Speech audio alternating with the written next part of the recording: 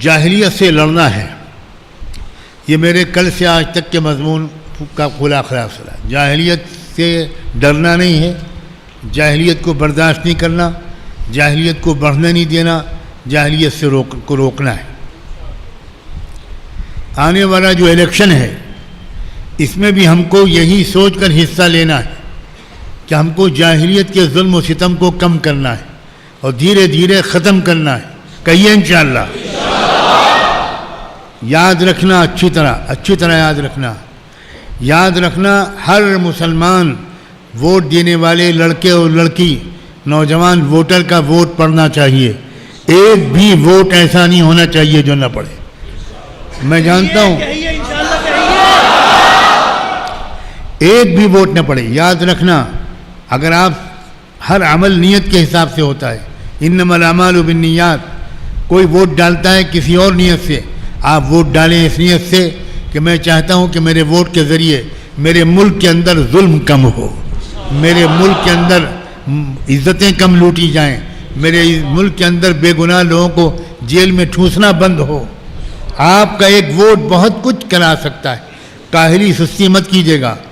Vote وہ election کے دن میں آپ سب پہلے سے اپنی جماعتیں بنا لیجئے، اپنی کمیٹیاں بنا لیجئے، ہر محلے کے اعتبار سے اور بوتھ کے ذمہ دار ہونے کے اعتبار سے ایک ایک ووٹر مرد اور عورت کو عزت کے ساتھ لے جا کر ووٹ ڈلوائیے۔ انشاءاللہ کریں گے؟ بہت ہی اہم مسئلہ ہے۔ میں اس سے زیادہ اس موضوع پر بات کرنے کی ضرورت نہیں سمجھتا، اتنا اشارہ کافی ہے۔ الیکشن کو دین سے ہٹ کر کوئی کام مت سمجھیے گا، یہ مت سمجھیے گا کہیں آپ میں کوئی ایسا بیٹھا ہو کہ آج حضرت نے مسجد میں الیکشن کا ذکر کر دیا۔ آپ کو نہیں معلوم اس الیکشن کے نتیجے اگر غلط نکل آئے تو پھر کیا ہوگا آپ سمجھ بھی نہیں سکتے۔ ظلم کی ندیاں بہیں گی، قتل عام ہوگا، جیل چھوٹے پڑ جائیں گے اور اللہ جانے کیا کیا ہوگا، اور انشاءاللہ یہ نہیں ہوگا، یہ نہیں ہوگا۔ یہ ملک مجدد الفسانی کا ہے، یہ ملک شاہ ولی اللہ کا ہے، یہ ملک کسی کے باپ کا نہیں ہے، یہ ملک خواجہ معین الدین چشتی کا ہے، یہ ملک حضرت خواجہ نظام الدین اولیاء کا ہے، یہ ملک عبد القادر جیلانی کے غلاموں کا ہے۔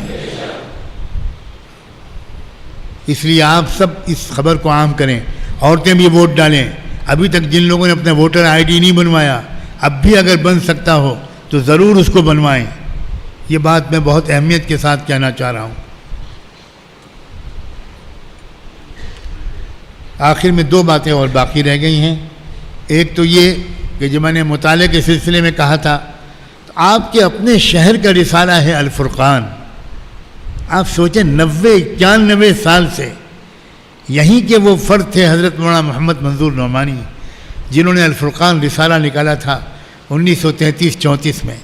آج 91 سال سے زیادہ ہو گیا کہ وہ رسالہ نکل رہا ہے۔ مجھے دکھ ہوتا ہے کہ سنبل میں اس کے پڑھنے والے 10-20 بھی نہیں۔ یہاں تو 100 200 300 400 الفرقان آنا چاہیے، اور میں اپنے عزیز بچوں سے یہ کہوں گا کہ وہ الفرقان کو زیادہ سے زیادہ یہاں پھیلائیں، اس کا تعارف کرائیں، الفرقان زیادہ منگوائیں، لوگ الفرقان کے خریدار بنیں۔ یہ مدرسہ بھی الحمدللہ ترقی کے منازل طے کر رہا ہے۔ اللہ کرے کہ اور زیادہ تیز رفتاری کے ساتھ بہت بلند معیار کی تعلیم بھی ہو یہاں اور تربیت بھی ہو۔ اپنی دعاؤں میں، اپنی تمناؤں میں، اپنے جذبات میں اللہ کے واسطے فلسطین کو نہ بھولنا، مسجد اقصیٰ کو نہ بھولنا۔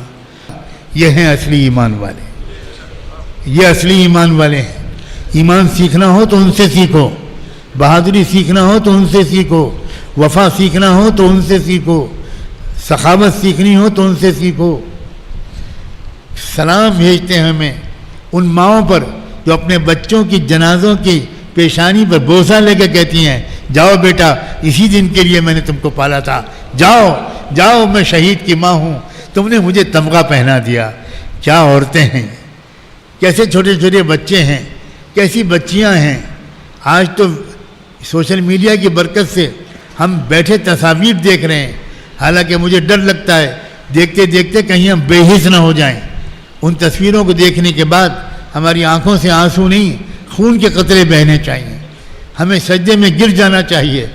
یا رب الغزاة والمجاہدین، اے اللہ ان مجاہدین کی مدد فرما، ان مظلومین کی مدد فرما، ان یتیموں کا پرورش فرما، ان بیواؤں کی حفاظت فرما، ان نوجوانوں کو اے اللہ ہمیں ان سے کچھ سبق لینے کی توفیق عطا. جس وقت ہم لوگ مزے مزے کی سحری کھا رہے ہوتے ہیں، مزے مزے سے افطاری کر رہے ہوتے ہیں، دعوتیں کر رہے ہوتے ہیں، وہاں ٹکڑے ٹکڑے ان کے ہو رہے ہوتے ہیں، بوٹی بوٹی ان کی سڑک پر بفر رہی ہوتی ہے. اے اللہ ہم مجرم ہیں، اے اللہ ہمیں معاف کر دیجئے، معاف کر دیجئے. ہم کچھ کر نہیں پا رہے، ہم کچھ کر نہیں پا رہے ہیں. میں اپنی حکومت کی بھی تعریف کرتا ہوں اس بنیاد پر، کیونکہ ہم کو انصاف کا حکم دیا گیا ہے. بھارت سرکار نے غزہ کے لوگوں کے لیے امداد بھیجی، یہ بہت بڑی بات ہے، اس کو اپریشیٹ کیا جانا چاہیے.